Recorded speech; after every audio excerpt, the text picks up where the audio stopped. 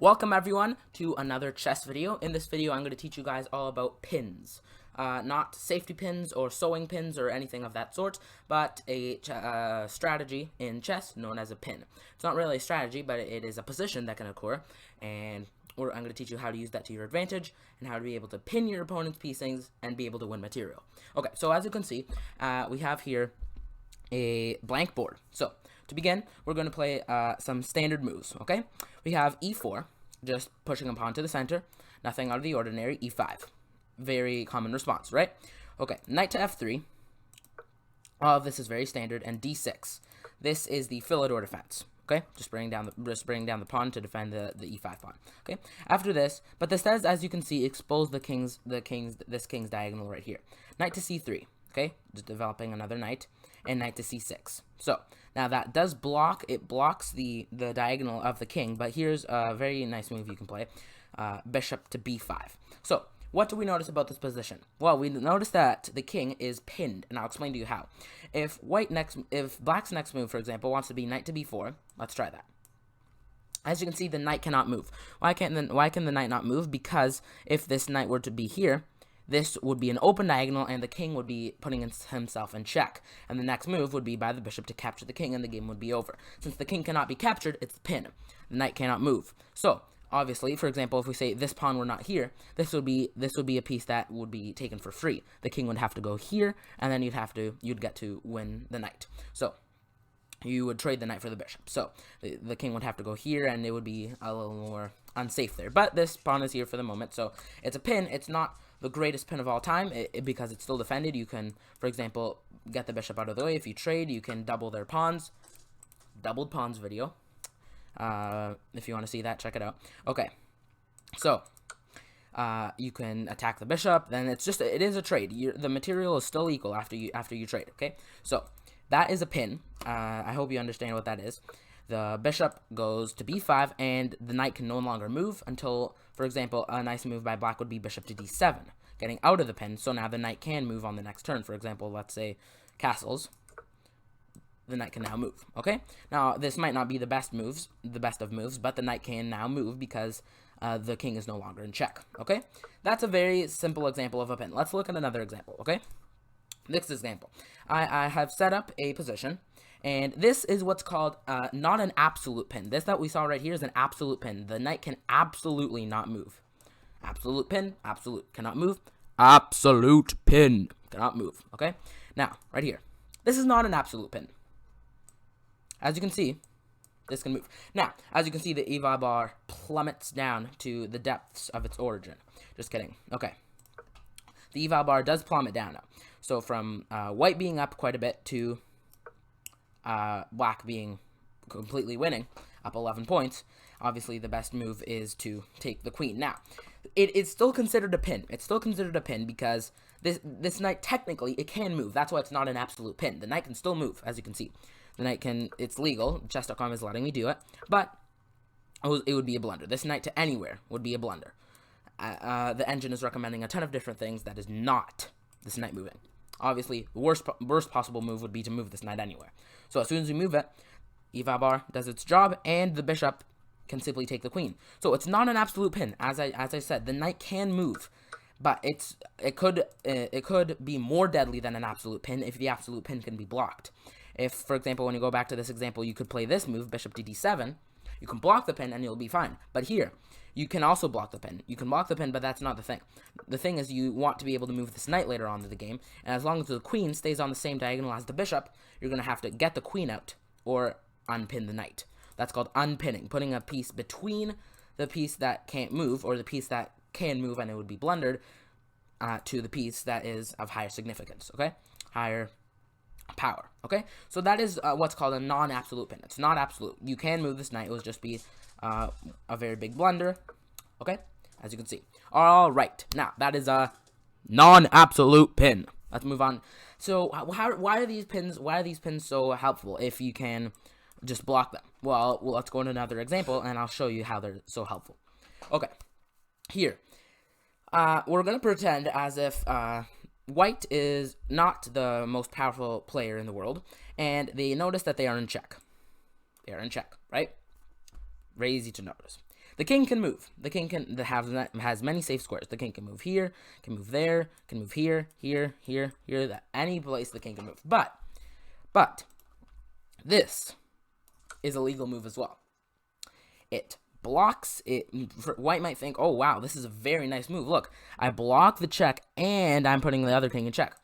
As you can see, the eval bar plummets down to -50, completely winning for black if you know how to mate with a rook, okay? It could be a bit tricky sometimes, but that's not what this video is about. This is now pinned. The queen cannot move. For example, if you play this, if you play this, forgot about the king being put in check. The queen, cannot move anywhere. The only place where the queen can move is to take the bishop, because it can move diagonally and it's no longer in check. Then we would take here and just simply proceed to mating with the rook. So that is why pins are so good. Pretend, for example, that this queen was already there. Say this queen moved from here to here, and you had your bishop, for example, here. Okay, say you had your bishop here, and the queen was here. If the queen slid down here just to put the king in check, you'd have to move your king, and then if the queen stays there, for example, if they play the king here, you can put there, and that's a pin. So it's not always a pin. You don't always just want to sacrifice your pieces. It's good that the rook is here. The rook is here so that it's able to protect the bishop. If the rook weren't here, say for example, say the rook were here. Okay, say the rook were not here. Say they do go here and the rook weren't here. Then it's now winning for white. As you can see, the eval bar goes all the way back up because you just take. And it's a little bit tricky to win the positions when you have a queen and they have a rook. It's more tricky than when you're just fully up a queen, but it's better, right? So sometimes the pieces have to be helped. Sometimes the pieces that are pinning have to be helped out by other friendly pieces. So here the rook on b8 is helping the bishop pin the queen to the king. It's being pinned, as you can see. A nice little pin shape. It's not actually a pin shape, it's just at an angle, but still. Let's look at another example, okay? So here, this is pinned. This cannot move at all. We can try to move it anywhere, but it simply cannot move. Why? Why can't it move? Because if it were to move anywhere, the king would be put in check, right? So as you can see, the eval bar says 54, up 54.6. Okay, so white should be easily winning this game. After for example, you could play king here. Okay, king h6. What? Oh, sorry. Yes, it's white to move. So as soon as you take, because if it was black to move, you can't move at all. You can't move. You can move, but you're gonna lose the rook because the rook can't move and save itself. So, but it's white to move. White takes, and then the best move is obviously for this to take. And then as soon as you do that, you just have to mate with the rook. Okay, so that's why pins are so helpful. You can win material with pins if they're absolute pins. For example, to the king, where this cannot move at all. So when it's white to move, we just take, because a rook, as you know, is worth more than a bishop. So as soon as we take, now we just mate. We mate with the king and rook, okay? So that's why pins are so important. Pins can help you win lots of material, okay? Let's look at two more examples. This one right here. Pins. This rook can move. And I want to explain to you that pins are not always good. For example, say your bishop was here. Say your bishop was here. Okay, this is a very important lesson. Say this bishop was here. Okay, if this bishop was here, then say, ho, I can pin you. You're pinned. Bad move. Bad move. See the eval bar? 57, minus 57. Black is completely winning here. Why? Because of what's called an in-between move. You can move this rook because it's not an absolute pin. Remember, it's a non-absolute pin. This can move. Any of these pieces can move because they're not absolute pins. This is not a king. This is not a king. Okay, so what's the best move? All right, back to the video. So, sorry, I just had to cut that part out. Okay, so because I had the wrong configuration set up. So it is black to move now. So for example, say white just moved the bishop here, and it's like, haha, I can pin you. Bad move, very bad move, as I said before. Why is this such a bad move? There's something called an in-between move. Look at this in-between move. Look, this is the top engine move. We have this as possible. We also have, now I'll explain to you what's going on. This is possible and this is possible. So this is check. It's check, and then after the king moves, then you take the bishop, and you take here, and then it's simply mate. You just mate with a king. You just mate with a king and queen. There's a video on that as well. Okay, so let me explain to you. Let me explain to you how this works. So the pin, it is pinned, but these pieces will be able to save themselves. At least one of them. So how does this work? I'll explain it to you. Okay, so this rook has to put the king in check. Remember, when the king is in check, white has to stop the color that has the king that is in check has to stop everything they're doing and get the king out of check.